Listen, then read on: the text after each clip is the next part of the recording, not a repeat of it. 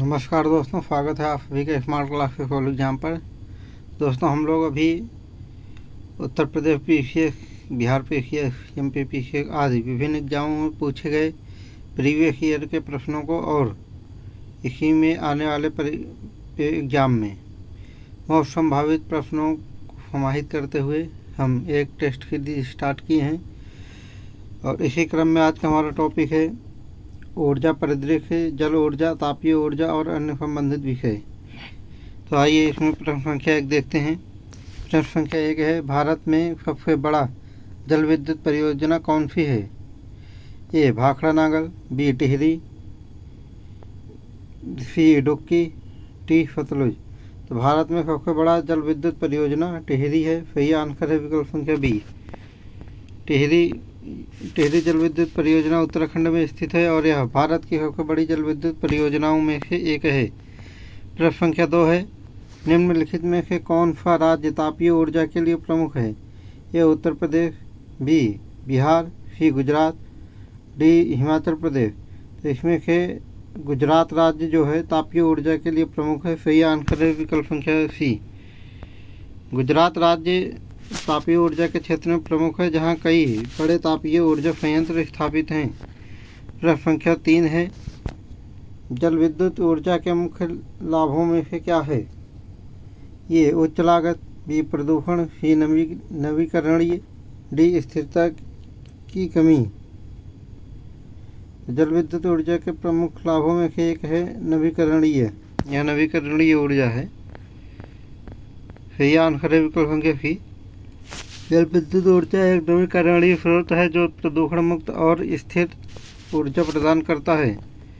प्रश्न संख्या 4 है,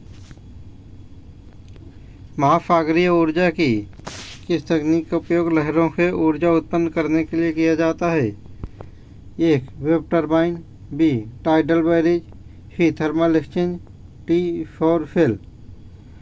महासागरीय ऊर्जा की तकनीक का उपयोग वेव टर्बाइन लहरों से ऊर्जा उत्पन्न करने के लिए किया जाता है। वेव टर्बाइन का प्रयोग किया जाता है। ये देखो, सही आंसर है विकल्प संख्या ए, वेव टर्बाइन महासागरीय लहरों से ऊर्जा उत्पन्न करने के लिए उपयोग की जाती है और यह महासागरीय ऊर्जा की तकनीक में आती है। प्रश्न संख्या 5 है, सौर ऊर्जा की दक्षता को बढ़ाने के लिए कौन सी तकनीक का उपयोग किया जाता है? ये सोलर पैनल, बी सौर थर्मल संयंत्र, सी सौर टावर, डी सौर सेल।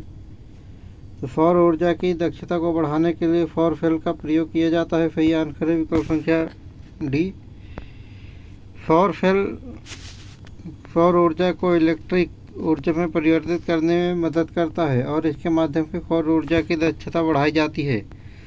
प्रश्न संख्या 6 है, प्रारंभिक ऊर्जा सौर परियोजना के अंतर्गत भारत सरकार ने किस मिशन की शुरुआत की है?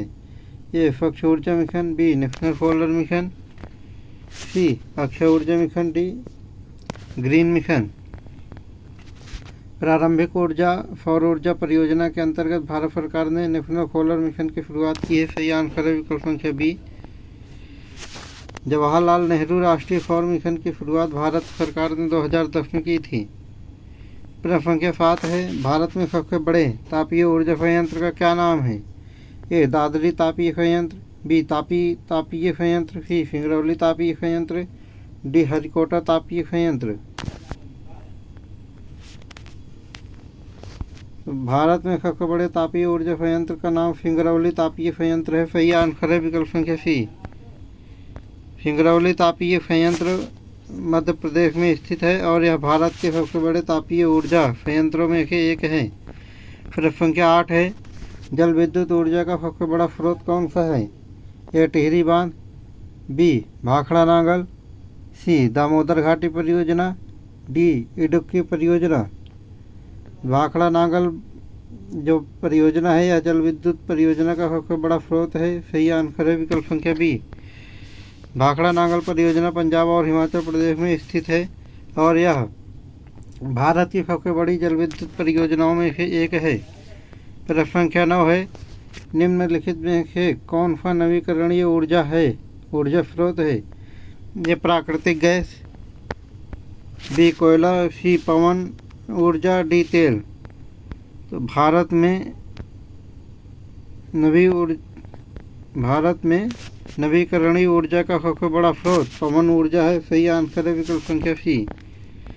पवन ऊर्जा एक नवीकरणीय ऊर्जा स्रोत है जो हवा के प्रवाह से प्राप्त होती है। प्रश्न संख्या 10 है, सौर सेल में दक्षता बढ़ाने के लिए कौन सी तकनीक का उपयोग किया जाता है? ए थर्मल सौर संयंत्र, बी कलेक्टर सौर टावर, सी पारंपरिक सौर पैनल, डी सौर थर्मल प्रणाली।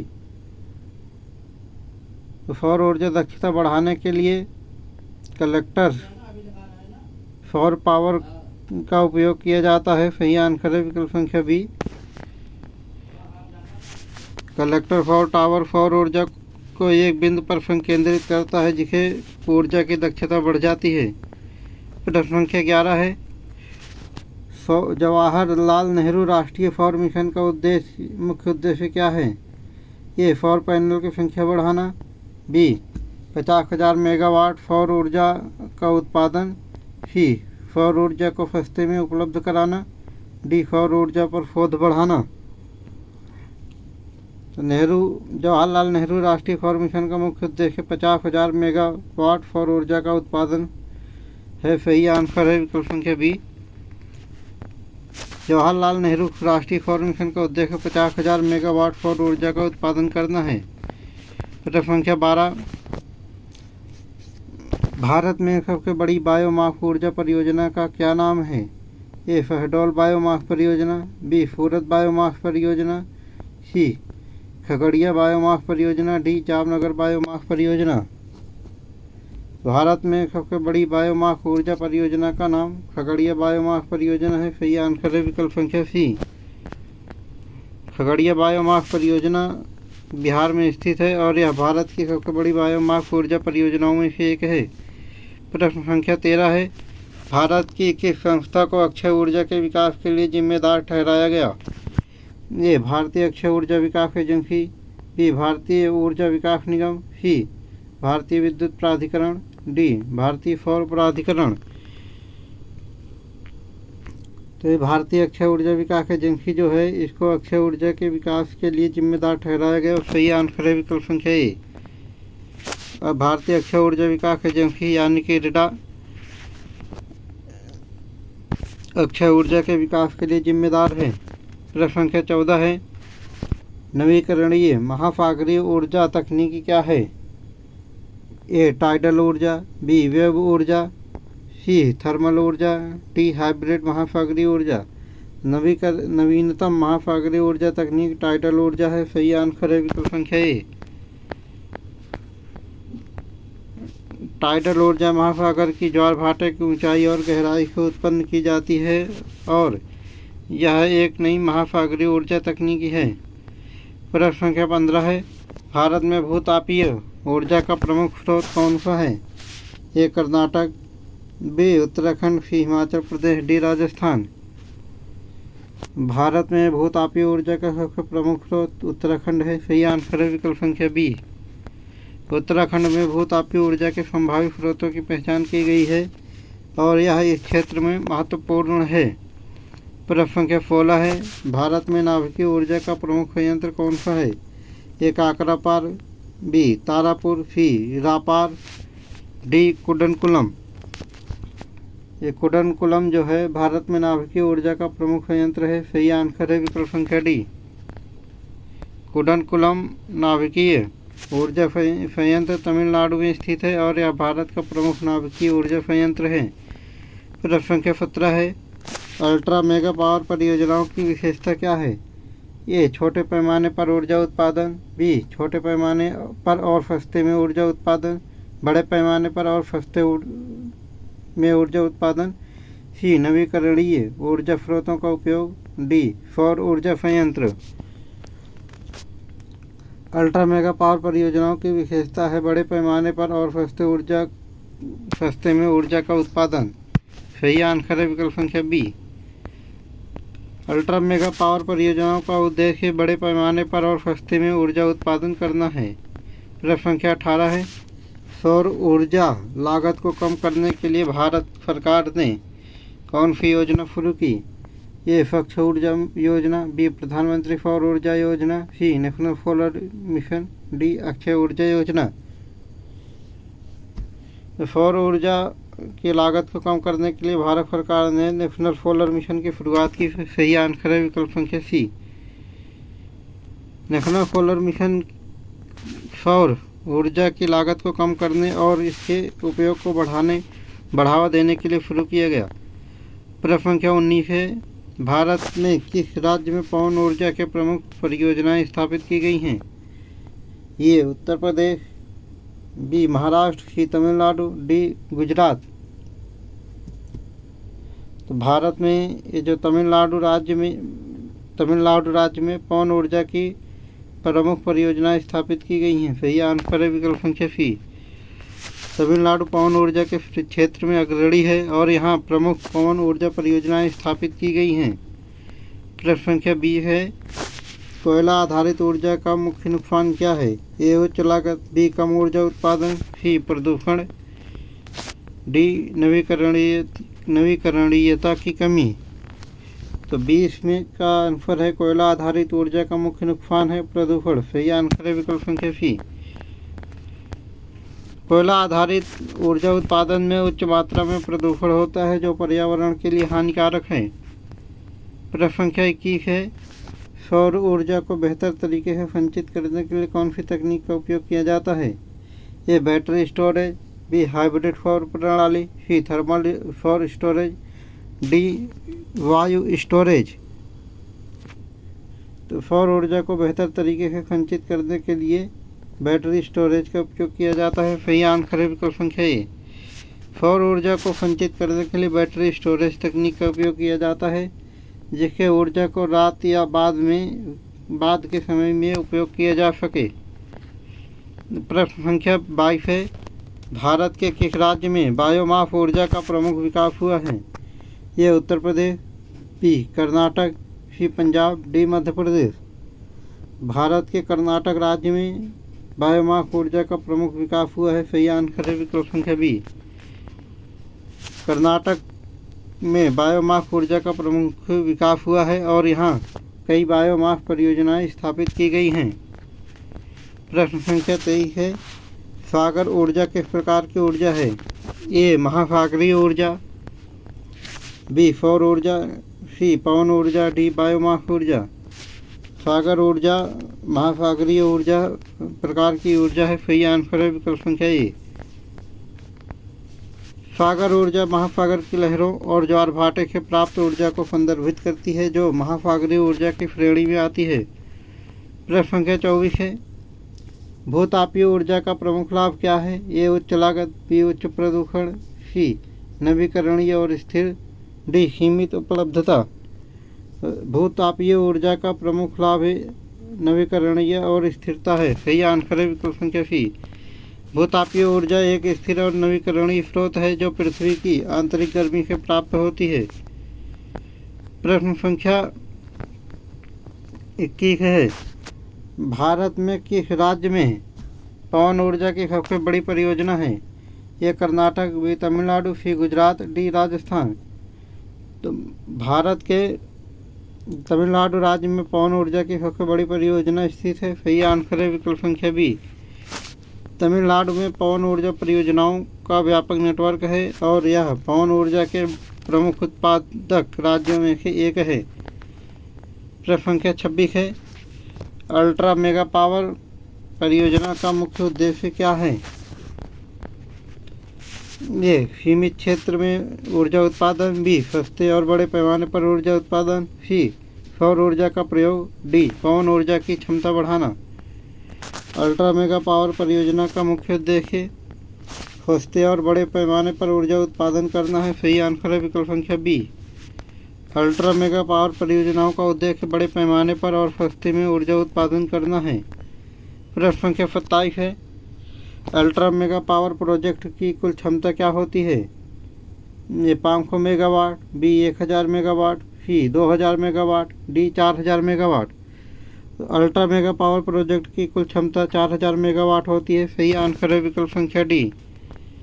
अल्ट्रा मेगा पावर प्रोजेक्ट की कुल क्षमता 4000 मेगावाट है या उससे अधिक होती है।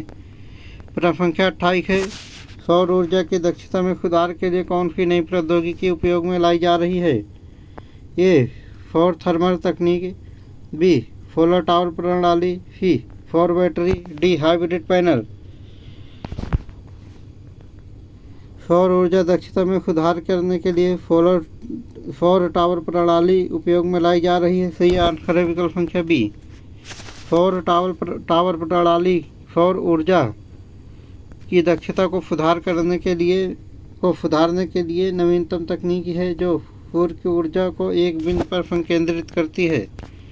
प्रश्न संख्या 29 है, भारत में नाभिकीय ऊर्जा की प्रमुख सुरक्षा संस्था क्या है? ए भारत सरकार, बी परमाणु ऊर्जा आयोग, सी भारतीय नाभिकीय ऊर्जा प्राधिकरण, डी ऊर्जा मंत्रालय। भारत में नाभिकीय ऊर्जा की प्रमुख सुरक्षा संस्था परमाणु ऊर्जा आयोग है। सही आंसर है विकल्प संख्या बी। परमाणु ऊर्जा आयोग भारत में नाभिकीय ऊर्जा की सुरक्षा और नियमन के लिए जिम्मेदार है। प्रश्न संख्या 30 है, प्रधानमंत्री जीवन योजना का क्या उद्देश्य है? ए सौर ऊर्जा का उत्पादन बढ़ाना, बी वनों का संरक्षण, सी जल पुनर्चक्रण, डी ऊर्जा संकट का समाधान। भारत में जीवन योजना का उद्देश्य वनों का संरक्षण है। सही आंसर है विकल्प संख्या बी। प्रधानमंत्री जीवन योजना का उद्देश्य वनों की रक्षा और उनकी वृद्धि को बढ़ावा देना है। प्रश्न संख्या 31 है, नवीनतम सौर ऊर्जा तकनीक की क्या विशेषता है? ए थर्मल ऊर्जा संग्रह, बी सौर पैनल की प्रभावशीलता बढ़ाना, सी सौर ऊर्जा का अधिकतम उपयोग, डी कम लागत वाली सौर सेल। नवीनतम सौर ऊर्जा तकनीक की विशेषता है सौर ऊर्जा का अधिकतम उपयोग। सही आंसर है विकल्प संख्या सी। नवीनतम सौर ऊर्जा तकनीकी और सौर ऊर्जा के अधिकतम उपयोग पर ध्यान केंद्रित करती है, जैसे कि सौर टावर और ट्रैकिंग सिस्टम। प्रश्न संख्या 32 है, भारत की किस सौर परियोजना को सबसे बड़ा पवन ऊर्जा परियोजना माना जाता है? ए मानेसर पवन परियोजना, बी जोधपुर पवन परियोजना, सी रामनाथपुरम पवन परियोजना, डी कर्नाटक पवन परियोजना। ये जो जोधपुर पवन परियोजना है यह भारत की ऊर्जा की सबसे बड़ी पवन ऊर्जा परियोजना माना जाता है। सही आंसर है विकल्प संख्या बी। जोधपुर परियोजना राजस्थान में स्थित है और इसे भारत की सबसे बड़ी पवन ऊर्जा परियोजनाओं में से एक माना जाता है। प्रश्न संख्या 33 है, निम्नलिखित में से कौन सा पावर प्लांट भूतापीय ऊर्जा का उपयोग करता है? ये Greenwich power plant, B Kudankulam power plant, C रैपार power plant, D Bhabha atomic research centre. ये जो कुडनकुलम पावर प्लांट है यह भूतापीय ऊर्जा का उपयोग करता है। सही आंसर है विकल्प संख्या बी। कुडनकुलम पावर प्लांट एक नाभिकीय ऊर्जा संयंत्र है, जबकि भूतापीय ऊर्जा का प्रमुख उदाहरण सौर भूतापीय संयंत्र है। प्रश्न संख्या 34 है, सौर ऊर्जा के प्रबंधन के लिए भारत सरकार ने कौन सी एजेंसी स्थापित की? ए भारतीय अक्षय ऊर्जा विकास एजेंसी, बी भारतीय सौर प्राधिकरण, सी भारतीय ऊर्जा विकास निगम, डी भारतीय जल प्राधिकरण। तो सौर ऊर्जा प्रबंधन के लिए भारत सरकार की भारतीय अक्षय ऊर्जा विकास एजेंसी स्थापित की गई है। सही आंसर है विकल्प संख्या ए। भारतीय अक्षय ऊर्जा विकास एजेंसी यानी कि इरडा सौर ऊर्जा और अन्य अक्षय ऊर्जा स्रोतों के विकास के लिए जिम्मेदार है। प्रश्न संख्या 35 है, बायोमास ऊर्जा के प्रमुख स्रोतों में क्या शामिल है? ये पत्थर और कोयला, बी सौर पैनल और विंड टर्बाइन, सी कृषि और वन अवशेष, डी जल और थर्मल ऊर्जा। बायोमास ऊर्जा के प्रमुख स्रोतों में कृषि और वन अवशेष शामिल है। सही आंसर है विकल्प संख्या सी। बायोमास ऊर्जा के प्रमुख स्रोत कृषि और वन अवशेष होते हैं, जैसे चावल के भूसे और गन्ने के अवशेष। प्रश्न संख्या 36 है, भारत में जल विद्युत परियोजना के लिए किस नदी पर सबसे बड़ी परियोजना स्थित है? ए गंगा, बी यमुना, सी ब्रह्मपुत्र, डी सिंधु। भारत में जल विद्युत परियोजना के लिए ब्रह्मपुत्र नदी पर सबसे बड़ी परियोजना स्थित है। सही आंसर है विकल्प संख्या सी। ब्रह्मपुत्र नदी पर सबसे बड़ी जल विद्युत परियोजनाओं में से एक है दामोदर घाटी परियोजना स्थित है। प्रश्न संख्या 37 है, पवन ऊर्जा के विकास के लिए भारत सरकार ने कौन सी योजना शुरू की है? ए नेशनल पवन मिशन, बी स्वच्छ ऊर्जा योजना, सी पवन ऊर्जा विकास योजना, डी अक्षय ऊर्जा मिशन। तो ये भारत का जो ये पवन ऊर्जा विकास योजना है, यह पवन ऊर्जा के विकास के लिए भारत सरकार की योजना शुरू की गई है। सही आंसर है विकल्प संख्या सी। पवन ऊर्जा के विकास के लिए भारत सरकार ने पवन ऊर्जा विकास योजना शुरू की है। प्रश्न संख्या 38 है, नवीकरणीय ऊर्जा के स्रोतों में कौन शामिल नहीं है? ए सौर ऊर्जा, बी पवन ऊर्जा, सी कोयला, डी बायोमास ऊर्जा। नवीकरणीय ऊर्जा में कोयला ऊर्जा शामिल नहीं है। सही आंसर है विकल्प संख्या सी। जबकि सौर ऊर्जा, पवन ऊर्जा और बायोमास ऊर्जा ये नवीकरणीय ऊर्जा के स्रोत हैं। कोयला नवीकरणीय ऊर्जा का हिस्सा नहीं है, जैसे सौर, पवन और बायोमास ऊर्जा नवीकरणीय हैं। प्रश्न संख्या 39 है, भारत में महासागरीय ऊर्जा के लिए कौन सी नई तकनीकी प्रमुख है? ये वेब टर्बाइन, बी टाइडल ऊर्जा, सी ओशन थर्मल, डी सागर पावर प्लांट। ये जो टाइडल ऊर्जा है यह महासागरीय ऊर्जा के लिए नई तकनीक है। सही आंसर है विकल्प संख्या बी। टाइडल ऊर्जा महासागर की ज्वार भाटे से प्राप्त की जाती है और यह एक प्रमुख महासागरीय ऊर्जा तकनीक है। प्रश्न संख्या 40 है, निम्नलिखित में से कौन सा भारत में अल्ट्रा मेगा पावर परियोजना का उदाहरण है? ये तापी संयंत्र, बी सिंगरौली तापीय संयंत्र, सी कैचम पहाड़ी संयंत्र, डी सूरत तापीय संयंत्र। ये जो सिंगरौली तापीय संयंत्र है ये भारत में अल्ट्रा मेगा पावर परियोजना का उदाहरण है। सही आंसर है विकल्प संख्या बी। सिंगरौली तापीय संयंत्र मध्य प्रदेश में स्थित है और यह एक अल्ट्रा मेगा पावर परियोजना का उदाहरण है जिसका कुल उत्पादन 2000 मेगावाट से अधिक है। प्रश्न संख्या 41 है, भूतापीय ऊर्जा के उत्पादन में प्रमुख तकनीकी कौन सी है? ये जियोथर्मल ड्रिलिंग, बी सौर तापीय तकनीक, सी पवन टरबाइन, डी हाइड्रो पावर। जो है भूतापीय ऊर्जा उत्पादन में मुख्य तकनीकी जियोथर्मल ड्रिलिंग है। सही आंसर है विकल्प संख्या ए। भूतापीय ऊर्जा उत्पादन के लिए जियोथर्मल ड्रिलिंग का उपयोग किया जाता है जो पृथ्वी की गर्मी को सतह पर लाता है। प्रश्न संख्या 42 है, सौर ऊर्जा की दक्षता बढ़ाने के लिए कौन सी नई प्रौद्योगिकी का उपयोग किया जा रहा है? ये पतली फिल्म और सौर पैनल, बी थर्मल सौर संयंत्र, सी हाइब्रिड सौर सिस्टम, डी सौर चूल्हा। तो भारत की ये सौर दक्षता को बढ़ाने के लिए पतली फिल्म सौर पैनल तकनीक यानी प्रौद्योगिकी का उपयोग किया जा रहा है। सही आंसर है विकल्प संख्या ए। पतली फिल्म सौर पैनल की दक्षता बढ़ाने के लिए नई प्रौद्योगिकियों का उपयोग किया जाता है जो कम लागत में अधिक ऊर्जा प्रदान करती है। प्रश्न संख्या 43 है, जवाहरलाल नेहरू राष्ट्रीय सौर मिशन के अंतर्गत भारत का लक्ष्य क्या है?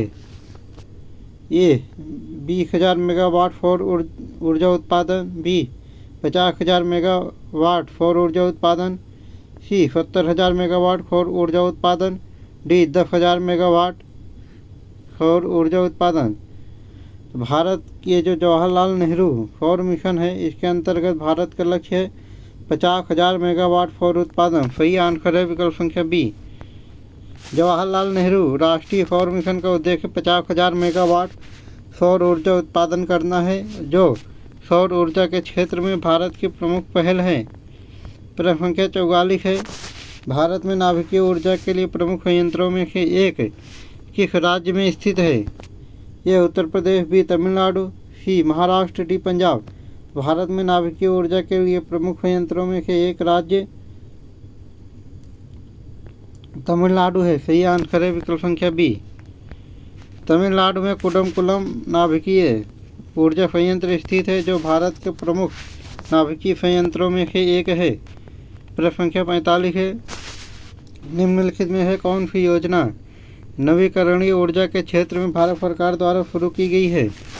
ये प्रधानमंत्री उजाला योजना, बी स्वच्छ ऊर्जा योजना, C national solar mission, D green India mission. तो ये नेशनल सोलर मिशन जो है यह भारत सरकार द्वारा शुरू की गई नवीकरणीय ऊर्जा योजना है। नेशनल सही आंसर है आपका विकल्प संख्या सी। नेशनल सोलर मिशन नवीकरणीय ऊर्जा के क्षेत्र में भारत सरकार द्वारा शुरू की गई योजना है, जिसका उद्देश्य सौर ऊर्जा के उपयोग को बढ़ावा देना है। प्रश्न संख्या 46 है। पवन ऊर्जा उत्पादन के लिए भारत में सबसे उपयुक्त क्षेत्र कौन सा है? ये उत्तर भारत, बी दक्षिण भारत, सी पूर्वी भारत, डी पश्चिम भारत। पवन ऊर्जा उत्पादन के लिए भारत में सबसे उपयुक्त क्षेत्र दक्षिण भारत है। सही आंसर है विकल्प संख्या बी। दक्षिण भारत विशेषकर तमिलनाडु और कर्नाटक पवन ऊर्जा उत्पादन के लिए उपयुक्त क्षेत्र हैं, जहां पवन की उच्च गति पाई जाती है। प्रश्न संख्या 47 है। सेनोजोइक औषधि बेसिन की मुख्य विशेषता क्या है? ये गहरा तल, बी नवीनतम अवसाद परतें, सी पुराने ग्रेनाइट चट्टानें, डी बेसाल्ट चट्टानें। सेनोजोइक औषधि बेसिन की मुख्य विशेषता है नवीनतम अवसाद परतें। सही आंसर है विकल्प संख्या बी। सेनोजोइक औषधि बेसिन की मुख्य विशेषता नवीनतम अवसाद परतें हैं। इसमें तटवर्ती आंध्र प्रदेश, तमिलनाडु, केरल और गुजरात सम्मिलित हैं, जहां टर्फीरी फैलों में पर्याप्त भूमिगत जल संसाधन पाए जाते हैं। प्रश्न संख्या 48 है। भारत के किस प्रदेश में दक्कन ट्रैप प्रमुख भूगर्भीय विशेषता है? ये उत्तर भारत, बी दक्षिण भारत, सी पूर्वी भारत, डी पश्चिमी भारत। भारत के ये जो दक्षिणी भारत है इसकी प्रमुख विशेषता दक्कन ट्रैप भूगर्भीय विशेषता है। सही आंसर है विकल्प संख्या बी। दक्कन ट्रैप दक्षिण भारत के पठारी क्षेत्र में पाया जाता है और यह बेसाल्ट की परतों लगभग 1200 मीटर मोटी परतें हैं बेसाल्ट के उससे बना हुआ है। प्रश्न संख्या 49 है। भारत में कमान क्षेत्र विकास कार्यक्रम का मुख्य उद्देश्य क्या है? ये जल पुनर्चक्रण, बी सिंचाई क्षेत्र का विकास, सी जल संरक्षण, डी जल प्रदूषण नियंत्रण। भारत में कमान क्षेत्र विकास कार्यक्रम का प्रमुख उद्देश्य सिंचाई क्षेत्र का विकास करना है। सही आंसर है विकल्प संख्या बी। कमान क्षेत्र विकास कार्यक्रम का मुख्य उद्देश्य सिंचाई के क्षेत्र का समग्र विकास और उन्नत करना है। प्रश्न संख्या 50 है। दक्कन ट्रैप प्रदेश की भूगर्भीय विशेषता के लिए जाना जाता है? ये पठार, बी नदी घाटी, सी ग्लेशियर, डी पर्वतमाला। दक्कन ट्रैप जो प्रदेश है यह पठारी क्षेत्र के लिए पठारी क्षेत्र है। सही आंसर है विकल्प संख्या ए। दक्कन ट्रैप प्रदेश का एक विशाल पठार के रूप में जाना जाता है जो बेसाल्ट की परतों से बना है। दोस्तों आज का टेस्ट हम यहीं पे समाप्त करते हैं, और अगर आपको ये वीडियो सही लग रही है तो हमारे चैनल स्मार्ट क्लासेस को लाइक, सब्सक्राइब और शेयर ज़रूर करें। कल फिर मिलते हैं दोस्तों इसी चैनल पर नेक्स्ट वीडियो के साथ। तब तक के लिए जय हिंद।